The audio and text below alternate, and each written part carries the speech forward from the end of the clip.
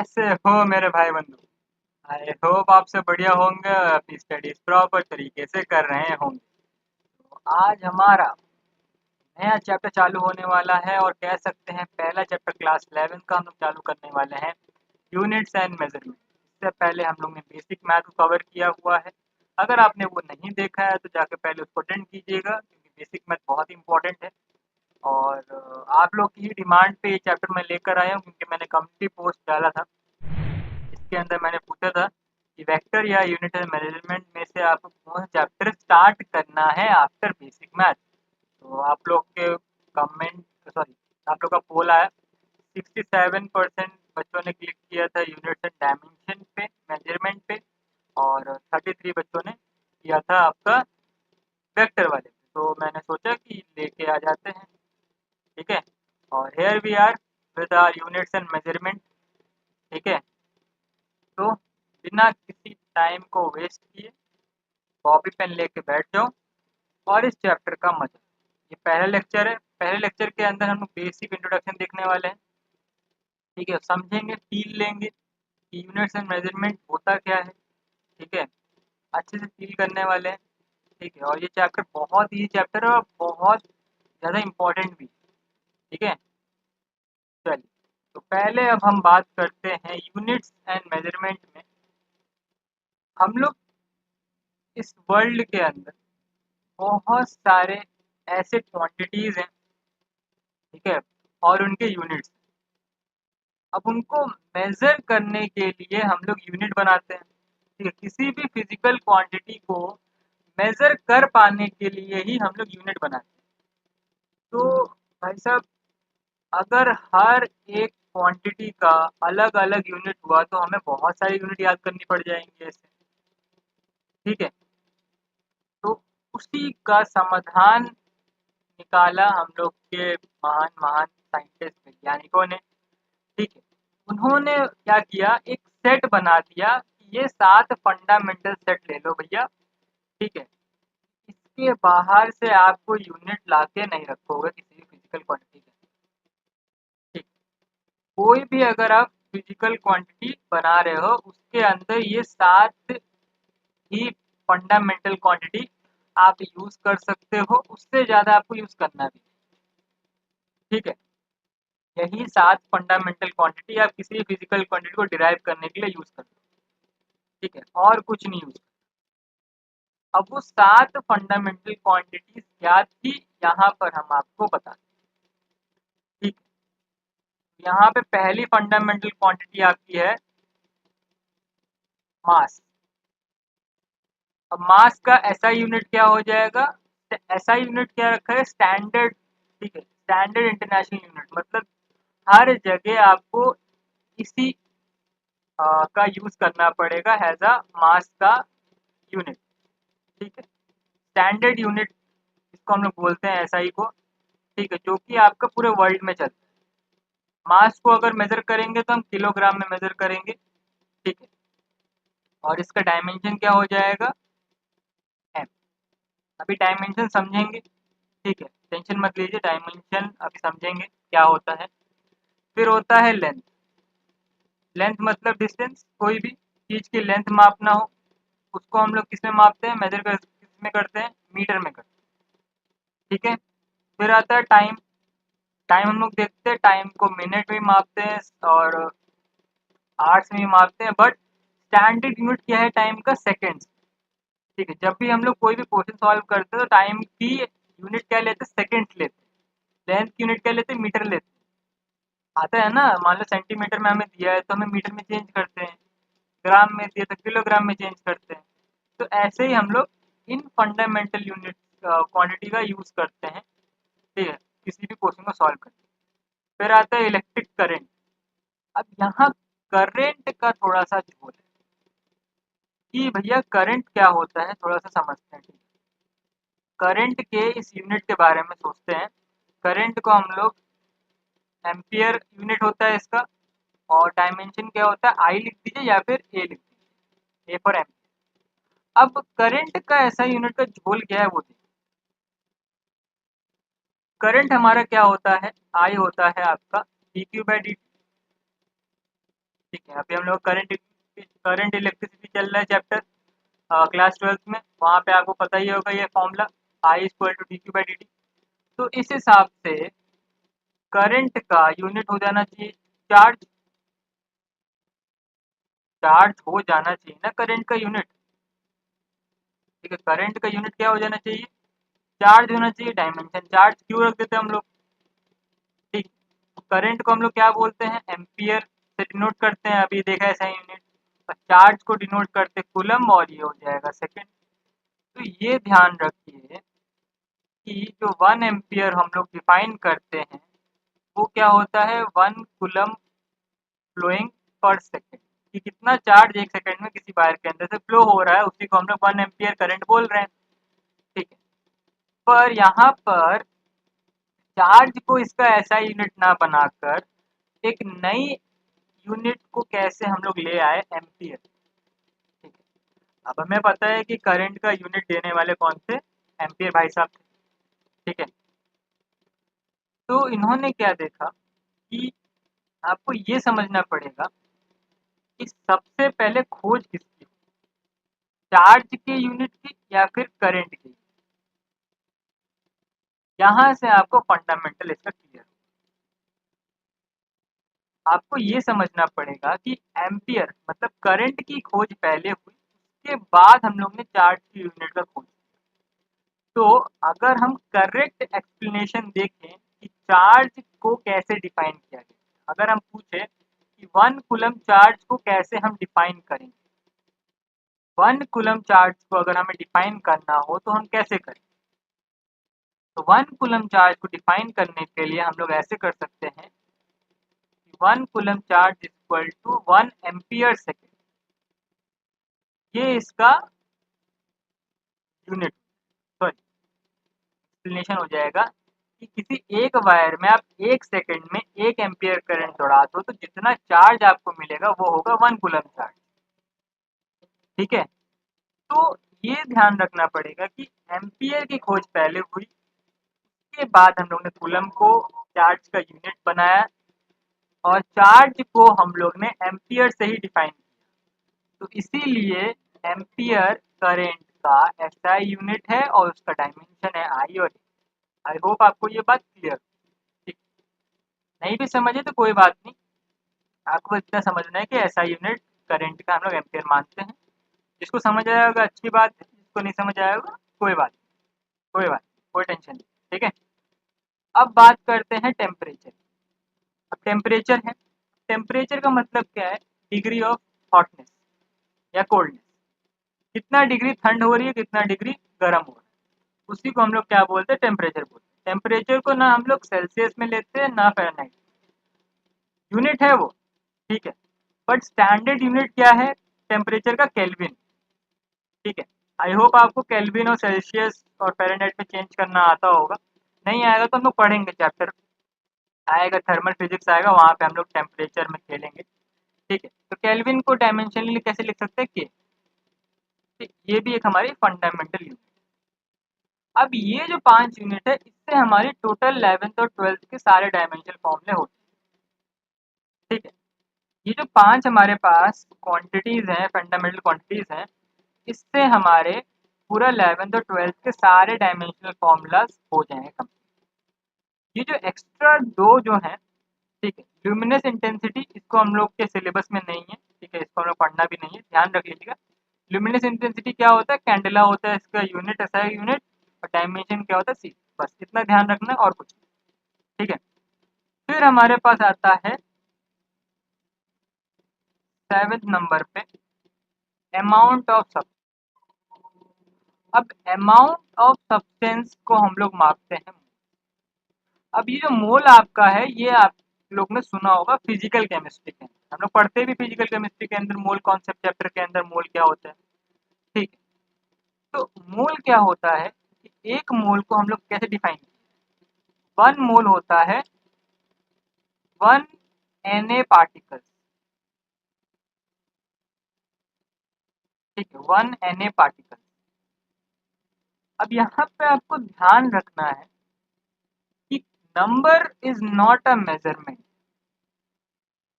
यहाँ पर ये बात यही चल रही है ना कि Na क्या होता है, एवोगैड्रो नंबर कितना होता है, 6.022 इंटू 10 की पावर 23 मॉलिक्यूल। अब ये क्या है, एक नंबर ही तो है, पर हम लोग नंबर को एज अ मेजरमेंट यूनिट नहीं ले सकते ना। ठीक है, नंबर को एज अ मेजरमेंट यूनिट नहीं ले सकते ना भाई। पर बात यहाँ समझनी है, हम लोग किसी एक पर्टिकुलर चीज को हम लोग मेजर यहाँ नहीं कर रहे। ठीक है, यहाँ पे हम लोग मॉलिक्यूल्स ले रहे हैं। आप केमिस्ट्री के अंदर जाओगे, वहां पे नंबर ऑफ मॉलिक्यूल्स के मोल लिए जाते हैं। ठीक है, 1 mole of H2O molecule, 1 mole of N2 gas के मॉलिक्यूल। तो भाई उनके अंदर कितने मॉलिक्यूल्स हैं, मॉलिक्यूल्स भाई बहुत छोटे मॉलिक्यूलर लेवल पे हम लोग जा रहे हैं, मतलब हम लोग माइक्रोस्कोपिक लेवल पे जा रहे हैं। तो वहां पे चीजों को काउंट कर पाना, मेजर कर पाना बहुत मुश्किल है। इसीलिए हम लोग ने इस फंडामेंटल क्वांटिटी को डिफाइन किया, 1 मोल। ठीक है, इसके अंदर इतने मॉलिक्यूल्स होते हैं, इसको हम लोग प्रैक्टिकली काउंट नहीं कर सकते, तो इसीलिए हम लोग ने इसको एक मेजरिंग यूनिट बना दिया कि इतना मॉलिक्यूल इतना, या इतना मोल को रिप्रेजेंट करेगा। 1 मॉलिक्यूल मतलब 6.022 10 टू द पावर 23 मॉलिक्यूल्स किसी भी गैस के अंदर। ठीक है, किसी भी सब्सटेंस जो भी हम लोग ले रहे हैं अमाउंट।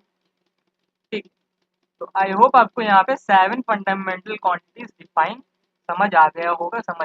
ठीक है, अब फंडामेंटल क्या होता है, फिजिकल क्वांटिटी। यहाँ पे एक शब्द है, यहाँ पे लिखा है फिजिकल क्वांटिटी और फंडामेंटल क्वांटिटी हम लोग बोल रहे हैं। दोनों का मतलब इसको थोड़ा समझते हैं। ठीक, इसको थोड़ा समझते हैं, फिजिकल क्वांटिटी क्या है, फंडामेंटल क्वांटिटी।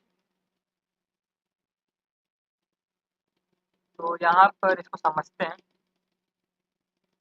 पहले हम समझेंगे फंडामेंटल क्वांटिटी। पहले हम समझेंगे फंडामेंटल क्वांटिटी। फंडामेंटल क्वांटिटी क्या होता है, ये इंडिपेंडेंट डायमेंशन।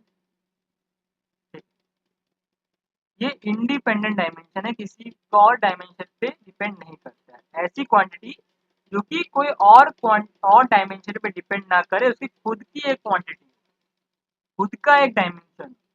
जैसे हम लोगों ने देखा 7 फंडामेंटल क्वांटिटी। तो यहाँ पर इसकी डेफिनेशन क्या बना सकते हैं हम। ठीक है, quantity quantity which has its own dimension, its own dimension.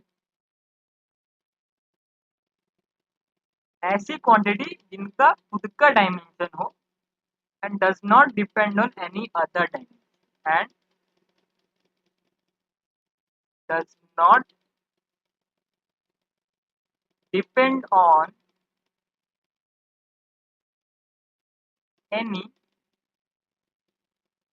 other other dimension।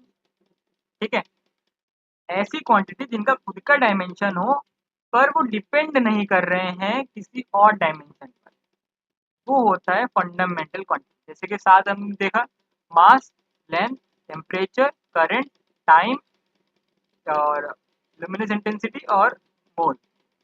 ये 7 फंडामेंटल क्वांटिटी है जो खुद की डायमेंशन होती है और किसी और डायमेंशन पे डिपेंड नहीं करती। ठीक है, तो ये हो गया फंडामेंटल। अब फिजिकल क्वांटिटी क्या होती है, फिजिकल क्वांटिटी क्या होती है, फिजिकल क्वांटिटी को समझ।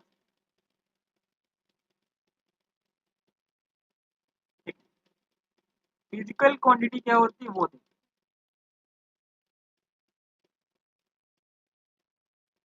फिजिकल क्वांटिटी वैसी क्वांटिटी होती है जो कि डिपेंड करती है किस पर, अदर क्वांटिटीज पर, अदर फंडामेंटल क्वांटिटी। ठीक है, फिजिकल क्वांटिटी का एग्जिस्टेंस अकेले नहीं है, वो डिपेंड करती है फंडामेंटल क्वांटिटी के ऊपर। ठीक है, तो यहाँ पे हम क्या लिख सकते हैं, quantity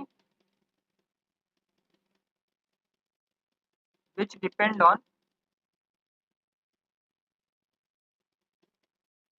which depend on fundamental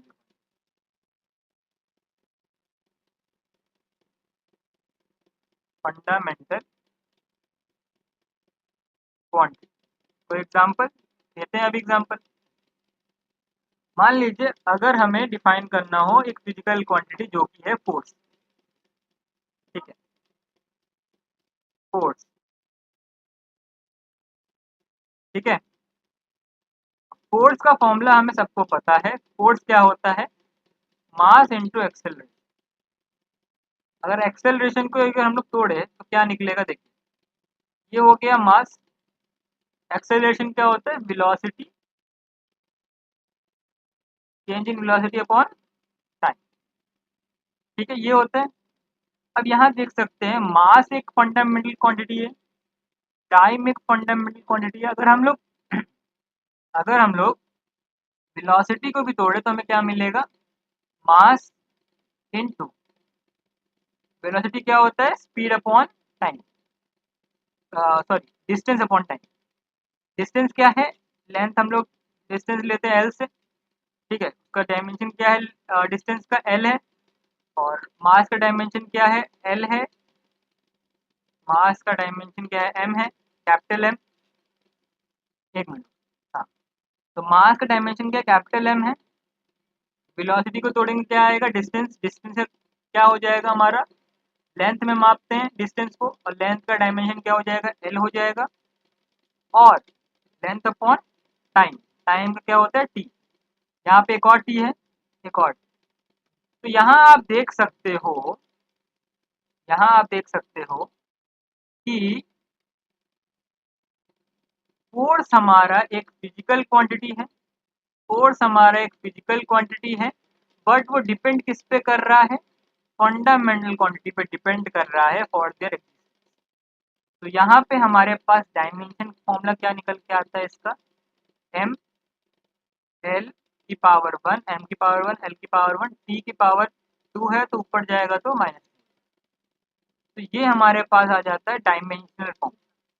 किसी भी फिजिकल क्वांटिटी को हम लोग डिराइव कर सकते हैं with the help of fundamental dimensional form. किसी भी फंडामेंटल क्वांटिटी के डायमेंशनल फॉर्मूला से हम लोग कोई भी फिजिकल क्वांटिटी को डिराइव किया जा सकता है, उसी को हम लोग देखेंगे आज। आई होप आपको ये फिजिकल क्वांटिटी, फंडामेंटल क्वांटिटी का कॉन्सेप्ट समझ आया हो, ठीक है। हाँ, तो ये हो गया physical quantity and fundamental quantity का कॉन्सेप्ट, ठीक है। अब यहाँ पे मैं आपसे कुछ सवाल पूछूं, ठीक है, वहां पे आपको बताना है कि क्या वो फिजिकल क्वांटिटी है या फिर नहीं है, ठीक है।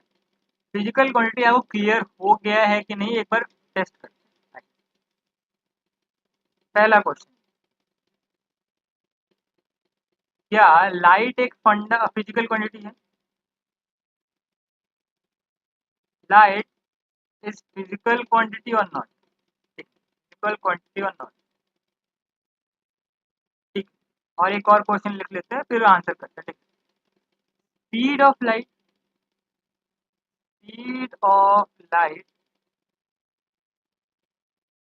इज फिजिकल क्वांटिटी और नॉट? ठीक है। और क्या लिख सकते हैं हम? और क्या लिख सकते हैं? क्या मनी एक फिजिकल क्वांटिटी है? पीक्यू मतलब फिजिकल क्वांटिटी। चलिए इसका हम लोग जवाब दें, ठीक। तो पहली बात तो ये, लाइट क्या है? लाइट क्या है भाई? एक फॉर्म ऑफ एनर्जी। तो ये, इसकी लाइट की एनर्जी फिजिकल क्वांटिटी हो सकती है, बट लाइट खुद एक फिजिकल क्वांटिटी नहीं है, ठीक है। लाइट खुद का कोई एग्जिस्टेंस नहीं है, लाइट एक एनर्जी का फॉर्म है।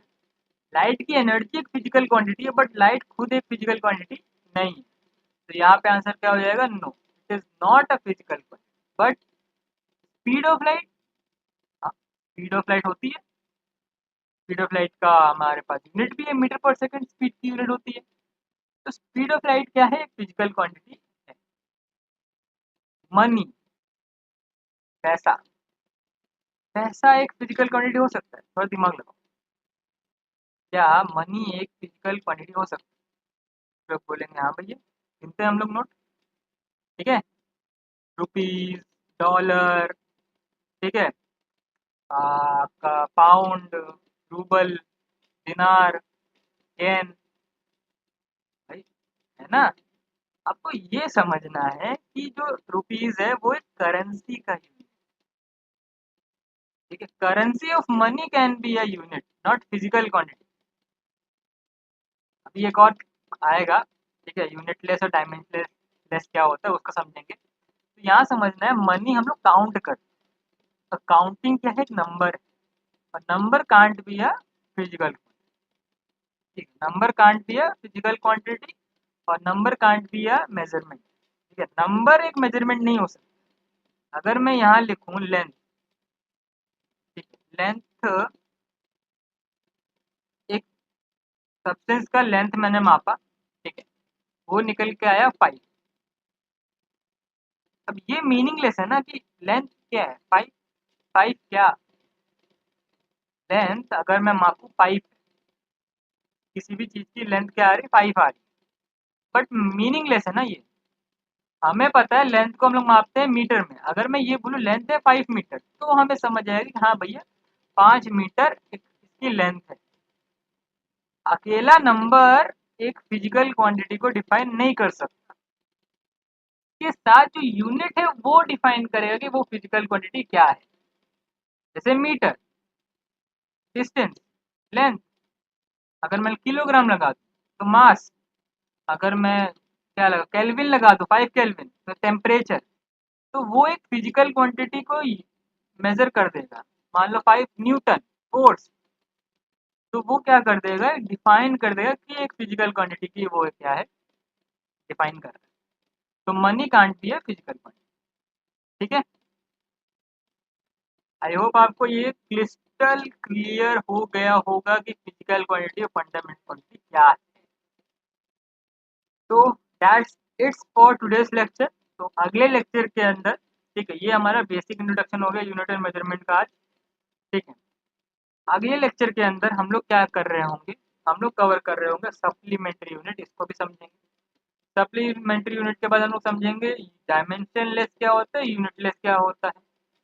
फिर हम लोग कुछ ग्रीक लेटर मैंने यहाँ पे लेकर आए हूँ, ग्रीक लेटर को समझेंगे। ये सारे ग्रीक लेटर होते हैं क्योंकि हम लोग फिजिक्स में यूज़ करते हैं बहुत ज़्यादा, यहाँ पे समझ लेंगे ताकि हमें आगे जाके कोई दिक्कत ना हो।